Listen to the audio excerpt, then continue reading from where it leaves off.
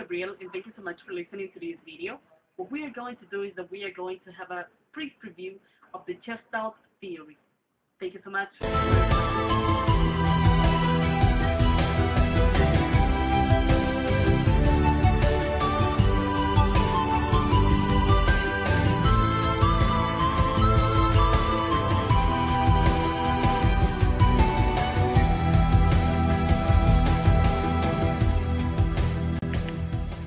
Gestalt became one of the main theories of learning.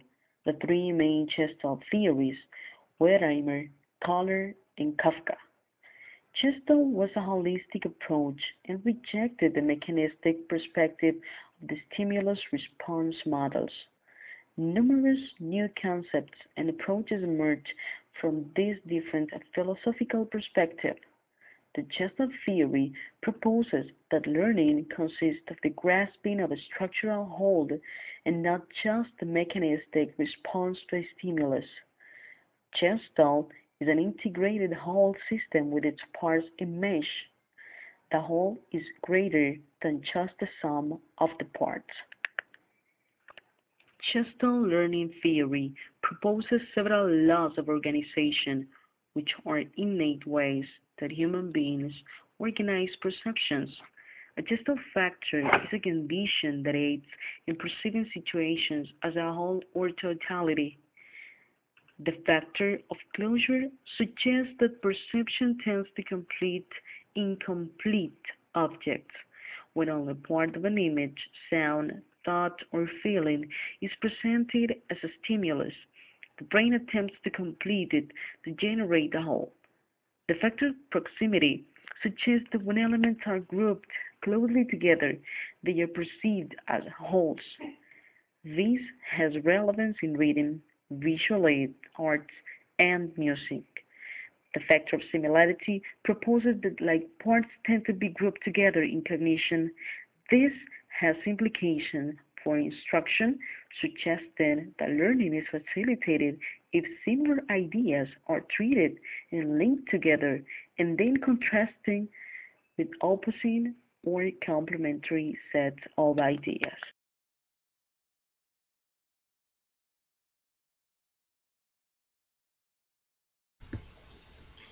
Hi, this is Victoria and I'm going to explain you the information processing and computer model. The information processing is a cognitive approach that understands how human minds transform sensory information. The model assumes that information that comes from the environment is subjected to mental processes beyond a simple stimulus-response pattern. It means that input from the environment goes to the cognitive system, which is measured by the output. So the information that is received can take several paths depending on attention, encoding, recognition, and storage. There are 6 theories about information processing and computer model. The first one is neuropsychological theory. Hebb described his system as pseudo-behavioristic. He was preoccupied with explaining higher mental processes such as thinking and perception. Hebb was intrigued with the question of what occurs between a stimulus and response, where is a lapse of time between the two. The activity effect of a stimulus is key in Hebb's theory.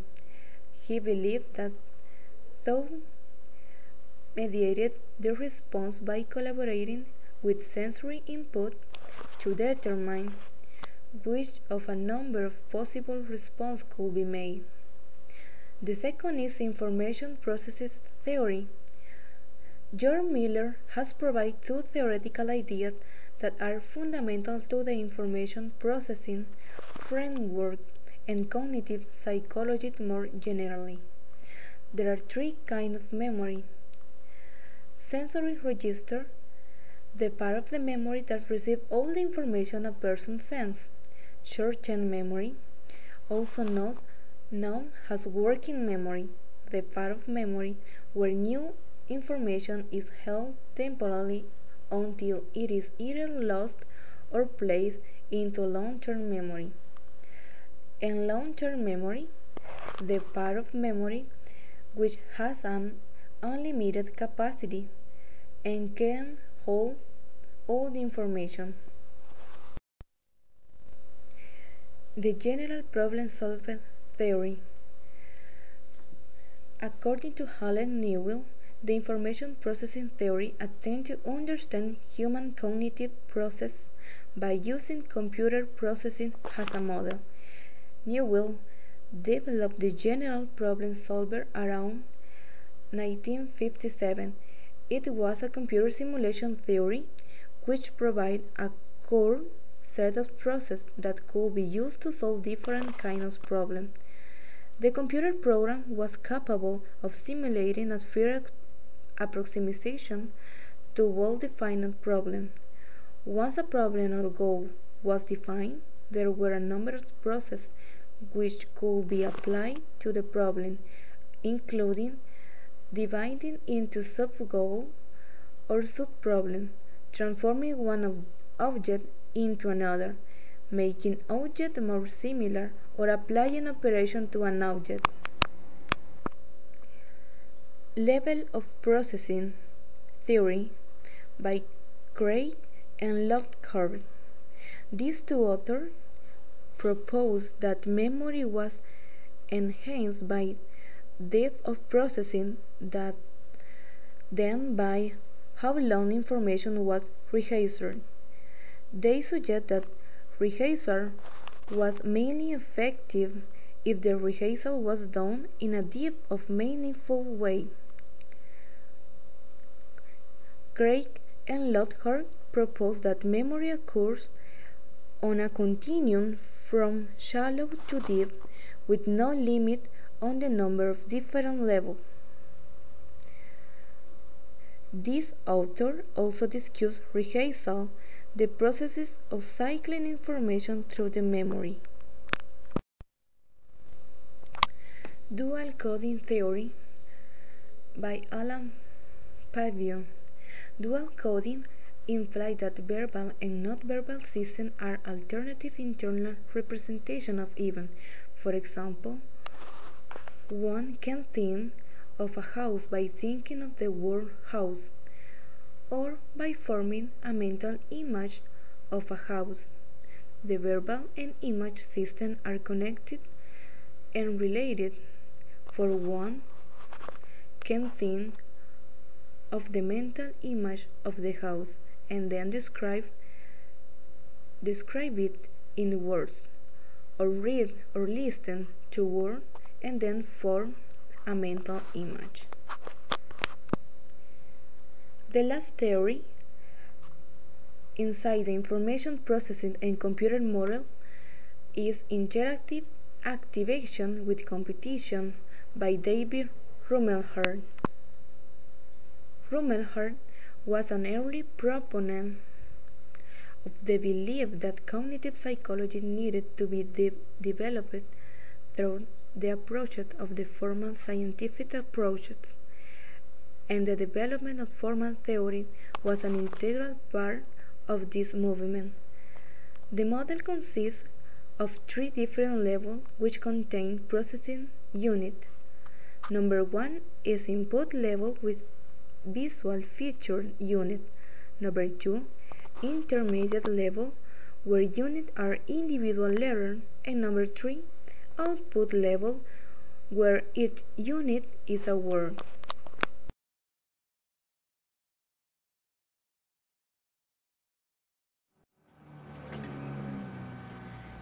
Hello, my name is Diana Figueroa, and today I'm going to talk about the subsumption theory. To subsume is to incorporate new material into one's cognitive structures. When information is subsumed into the learner's cognitive structure, it is organized by the order of the importance. New material can be subsumed in 2 different ways, and for both of these, no meaningful learning takes place unless stable cognitive structure exists. The two types of subsumptions are 1. Correlative subsumption. New material is an extension or elaboration of what is already known. Number 2. Derivative subsumption, in which new material or relationship can be derivated from the existing structure. Now, I'm going to talk about the constructivism theory by Jerome Bruner. Bruner was one of the founders fathers of constructivism theory. Bruner's theoretical framework is based on the theme that learners construct new ideas or concepts based upon existing knowledge. Learning is an active process. Bruner's theories emphasize the significance of categorization in learning. To perceive is to categorize. To conceptualize is to categorize. To learn is to form categories. To make decisions is to categorize. Bruner was influenced by Piaget's ideas about cognitive development in children. The third theory is the genetic epistemology by Jean Piaget. Piaget stressed that the development of knowledge, representation, and manipulation is not genetically programmed into the human brain. I'm going to talk about the theory of the situated cognition. The theory of the situated cognition brings the elements of cognition, perception, and action within a social context.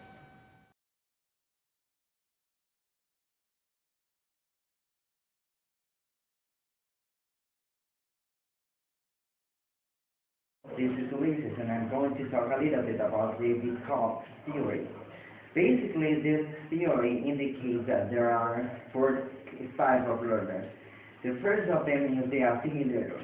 An assimilator is going to learn in a way that he's going to internalize things by using logical examples. For example, if a teacher gives an example that is logical for the student, for the assimilator, he's going to get it in an easier way than other people do. For example, the convergers. The convergers is another style of learners. They learn by using tools in order to, by practical things, let's say that way. They are going to internalize things by using tools that are going to be applicable to the point that they want to learn. The other kind is the accommodators. The accommodators learn in a way that they are going to practice instead of getting theory. That is the way how to learn. And the last one are the divergers. The divergers, this kind of learners, they learn by observing things. Then they internalize things and then put it into practice.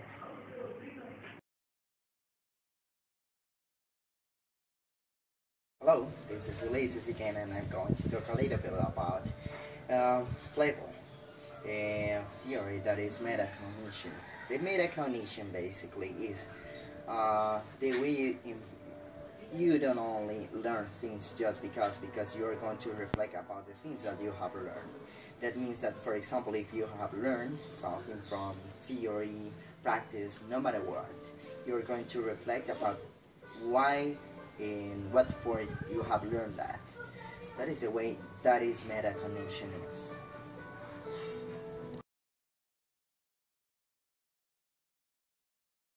This is Ulises again, and I'm going to talk a little bit about the Rogers-Schenck theory, the script theory. That means that the only way that we are going to internalize things in order to learn them is going by doing in favor. That means, for example, the only way that you are going to learn something is that you must do it. Otherwise, you're not going to get what you are learning. So, no matter if you are going to fail on doing that, you must do it in order to internalize it.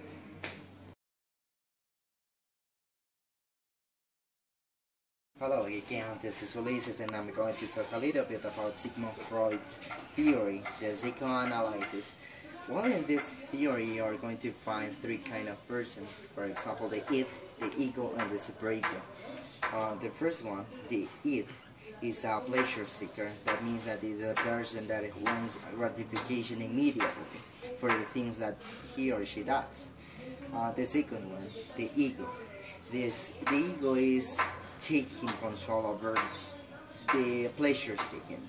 That means that he has a little bit of more control on the things he wants based on the reality and the morality. And the superego is the person that puts the morality and the reality in order to get the things that they want. And this way, the superego is like more developed. It is the most developed of the kind of learners of this theory.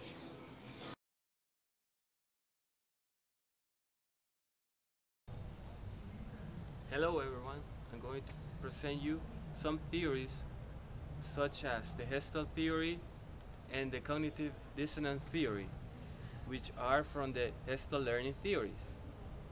Also, I'm going to present you the cognitive flexibility that comes from the constructivism theory. So, let's watch. The word Gestalt in German literally means shape or figure. Gestalists perform many researches on perception and human learning. They believe learning is the result from good perception, which enable an individual to form correct concepts in their mind. Gestalt theory emphasizes the importance of organizational processes in perception, learning, and problem solving, and believes that individuals were predisposed to organize information in particular ways. There are several basic ideas of the Gestalt theory. Perception is often different from reality. Also, the whole is more important than the sum of its parts. The organism structures and organizes experience, and it predisposed to organize experience in particular ways, and problem solving involves restructuring and insight. Cognitive flexibility is the ability to restructure knowledge in multiple ways, depending on the demand of the difficulty or complexity of the situation. The major goal of cognitive flexibility is to help develop the learner's ability to understand various situations. This theory is built on constructivism theory. That's why the learner must be given the opportunity to develop their own representation of information in order to learn. Cognitive flexibility theory emphasizes the case analysis. However, it focuses on experiences in analyzing the aspects of the topic being discussed. It emphasizes looking at various components of an illustration and connectivity among important case elements. The cognitive dissonance is a mental conflict that occurs when beliefs or assumptions are contradicted by new information. The concept was introduced by the psychologist Leon Festinger in the late 1950s. He and later researchers showed that, when confronted with challenging new information, most people seek to preserve their current understanding of the world by rejecting, explaining away, or avoiding the new information, or by convincing themselves that no conflict really exists. Cognitive dissonance is none less than considered an explanation for attitude change.